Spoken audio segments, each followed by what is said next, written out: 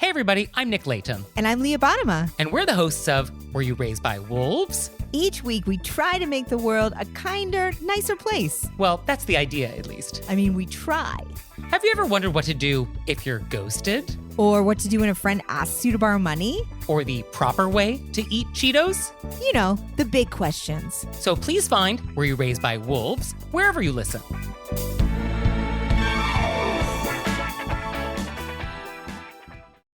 You're listening to Heritage Radio Network. HRN is food radio supported by you. Learn more at heritageradionetwork.org. Westholme is working with the land to create nature-led Australian Wagyu. Westholme believes that when nature leads, flavor follows. Learn more at westholme.com.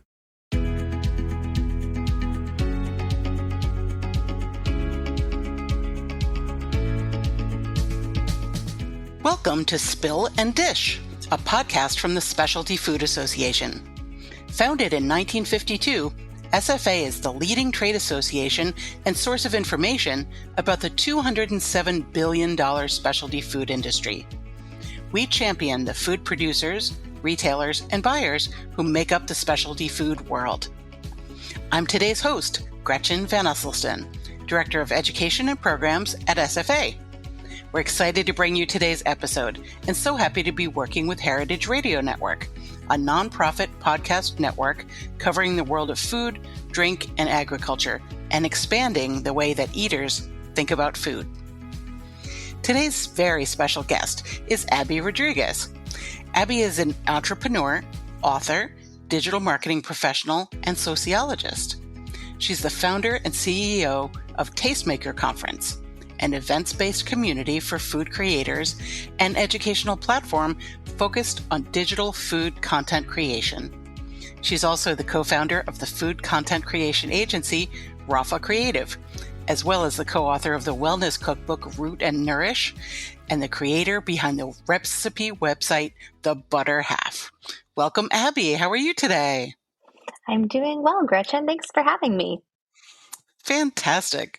So Abbey will be speaking on the main stage at the Summer Fancy Food Show coming up really soon on Monday, June 24th at 12:30 p.m. She's going to have a great group of influencers with her on stage, and so I'm so excited to talk with her about her session. So Abbey, tell us about your session and what you're going to be covering, please. Yeah, so we get the opportunity to talk about the influencer impact stocking your store with trend-setting topics or with products. And this is going to be delving into topics around products and the dynamic role of influencers in shaping consumer trends that drive that product demand. And the goal of this is to gain valuable insights into harnessing influencer impact to curate your retail inventory with trend-setting products that captivate buyers and boost sales. So we're excited to be there. Amazing. So what do you think about the idea of trend-setting products? What attracts you when you're thinking about trends? Yeah, so I think the biggest thing with influencers being a key group to talk to about this is that trends are by and large being set by what we are seeing on social media. For example, TikTok is a huge place for that, where we have seen a lot of products or recipes be developed, and then, as soon as they go viral, those certain products fly off the shelves. One comes to mind is there was like a cheese trend, and it was like a feta type of pasta dish, I believe, and within weeks, yeah, you remember that? Weeks, like all the feta was flying off the shelves, and I think that is one of those examples of how creators, food content creators specifically, harnessing social media can do that, and how important it is for the brands and the retailers and the buyers and the members and creators who are creating these products, how they can really tap into that. Fantastic. So, for folks out there who don't know about the Fancy Food Show, so this is it's at the Javits Center in New York City. A little later in June, it's going to be on June 23rd through 25th. So if you've ever seen the Javits Center, or if in your town there's a convention center, just picture it, but it's like 100 times bigger. So, and we are wall to wall with all these amazing different food brands and beverage brands who are trying to get the word out about their brand and get people to taste it. What kinds of lessons do you think they could take from social media to get their brands out into the world? hmm So I think that it is important to keep a pulse on what the consumer is doing. I think it is a fantastic, more or less, not free completely, but the data is available out there if you're willing to see, okay, how are people positioning their product? What trends are coming up and how can we align our product with that? And really, I think it comes down to discovering actionable strategies for aligning your brand with those later consumer preferences so that overall you can maximize your retail potential. So I think that number one lesson is if you're not already invested in influencer marketing as part of your marketing strategy, that absolutely is something I think that we recommend brands to focus on because it's not going anywhere. It's only continuing to grow, and we see and follow the data along with that more and more dollars are being allocated to budgets within marketing for influencer marketing specifically. Fantastic. So let's dig in a little bit to some of those influencers who you work with. I know you're going to have a really strong panel up on stage. Could you tell me a little bit about some of those folks? I would love to. So this panel we hand selected with our existing relationships that we have within the Tastemaker conference community. And the reason we selected them is they already have their own food product that they created through their social media presence. And so the interesting thing about food creators with their own product is it's an opposite approach. It's more of a bottom up approach as opposed to the other direction. When you're doing marketing, it's like we created this amazing brand and now we're making a product to go along with it from the creator side. So we have Susie Bullock of Hey Girl Hey. She is also one of the Sophie Awards judges, which is really exciting to have her integrated in that way. And she has an incredible line of barbecue and products and grilling products. And so she has a really good understanding of what that looks like. We also have Yumna Jawad from Feel Good Foodie, who has also created her own oat product from a viral piece of content that she is well known for.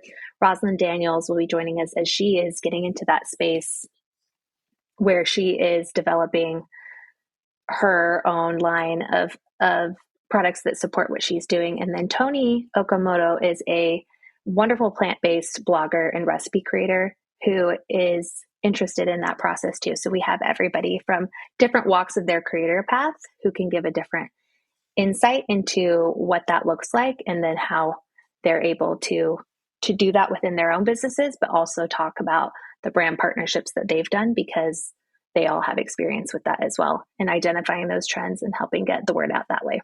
Fantastic. We're going to take a quick break. And when we come back, we're going to hear more about how you out there listening to this podcast can get involved in the Fancy Food Show and the wonderful world of influencers. We'll be right back.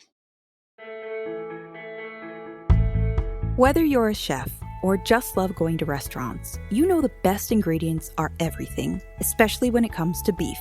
In Northern Australia, there's a different approach to raising high-quality beef. Westholme, based in Queensland and Northern Territory, is working with the land to create nature-led Australian Wagyu. Westholme stewards 16 million acres of rangeland, guided by their natural ecosystems. They're led by a belief that if they balance the needs of their cattle with the needs of the environment, both can thrive. Westholme's team of rangelands experts and nature managers use a variety of tools to monitor and respond to the welfare of the environment, like satellites that address grass health and on-the-ground research. Cattle are happier when they have the freedom to forage and explore, so Westholme ensures that they can roam wild, foraging at will for the first 2 to 3 years of their lives. Their cows graze on native grasses like Mitchell grass, which is only found in Australia, along with dozens of other plants, herbs, and seasonal legumes. The result is a high-quality Wagyu beef that reflects the terroir of Northern Australia and a flavor suited to complement any cuisine. Westholme believes that when nature leads, flavor follows. Learn more at westholme.com. All right, we're back. We're here with Abbey Rodriguez from the Tastemaker Conference, and we're talking about influencers and specialty food brands. So, Abby, I wanted to hear a little bit about what the folks who are listening can do to get more involved in the world of social media and getting their brands out there. So, if someone is not themselves ready to be an influencer, but is interested in working with influencers to get the word out, what would you recommend as some of their first steps? I would recommend that they identify, first of all, what their goals are in their efforts for influencer marketing strategy and those KPIs associated with it. Many of those at the beginning are simply brand awareness. Now, if that's not something that a company has a desire for or need because they already feel that they have that, another one could be, product sales or particularly like a product launch of a new product. We see a lot of that in the sponsorships and partnerships that we do on our end. That is a really big time that companies who are looking to partner are doing it because they want to get a big push. Also, if there's something again that has viral potential, or that they're keeping a pulse on that but haven't taken a step into that world. For example, if we want to come back to that example of feta cheese, if you are a cheese brand and you see that cheese is having a viral moment, perhaps it would be a good time to figure out, hey, there's an opportunity here, and start identifying key influencers that could help you align with your brand and make that opportunity happen there. Fantastic. And Abby, you mentioned the Sophie Awards. So if folks have not yet gone to our website at specialtyfood.com and checked out that list of Sophie Awards winners, it will get your appetite going. The Gold Awards for chocolate and cheese and olive oil and all of these wonderful categories have been announced. So for our winners out there and for future winners, what advice would you give them, Abby, on making the most of that win as they get the word out?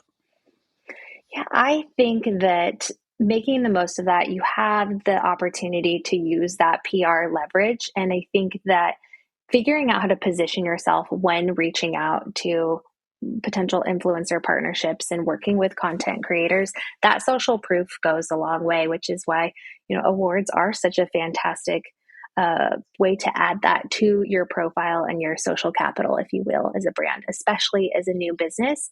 And we have seen so many wonderful brands who are starting out, much like the Sophie Award winners would be, who make just key contacts with just a couple of influencers or even one, if that is what aligns and makes the most sense.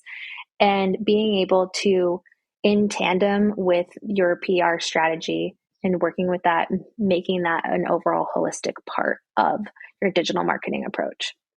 Fantastic. So I think this is my last question for you, Abby, but it's an important one. So tell me more about what it's like to come to the Fancy Food Show as an attendee. How do you experience the show and what are you looking for? Yeah, so I am one of those attendees, right, from the creator side of things. So we come to it looking at all the new food because it's just important for us to understand what the food trends are and what these creators are looking for to promote on their food blogs, because we want to help create the trends, but also help spread the word about what is new and up and coming. And I think that's something that's so special about the Fancy Food Show, is that we get access to the makers who are responsible for creating these cool food products. So it's fun for us to say, hey, this is a really cool thing, or seeing the country that you're partnered with each show and seeing, hey, what are they doing? And I think having that approach and thinking creatively how we can be incorporating these, and it's a fun way to see creators informing the products, but also seeing these brands and companies informing the content that we're creating, and it's this very synergistic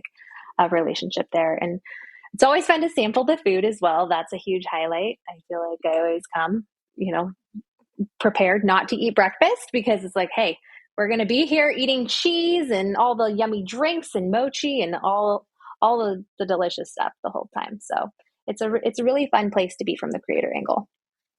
Mochi is a great one I was just going to ask you, is there something that if you see it, you're definitely going to taste it? I know for me, I love a dip. If no matter what it is, if it's a dip, I'm going to try it. Yes. Yeah, I'm like a huge mochi fan. So for whatever reason, I always seek out that part of the show floor. I mean, and I've attended multiple shows, and that is a fun one for me. And I really like drinks too. I think it's just like an easy thing because I think I get so thirsty walking the show floor. That's another tip. Make sure you drink plenty of water. But I don't know. I just think the whole thing is such a cool experience for everybody too who's attending.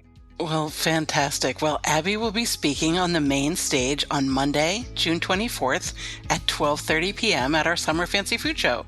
The show will be held at the Jacob Javits Center in New York City, June 23rd through 25th.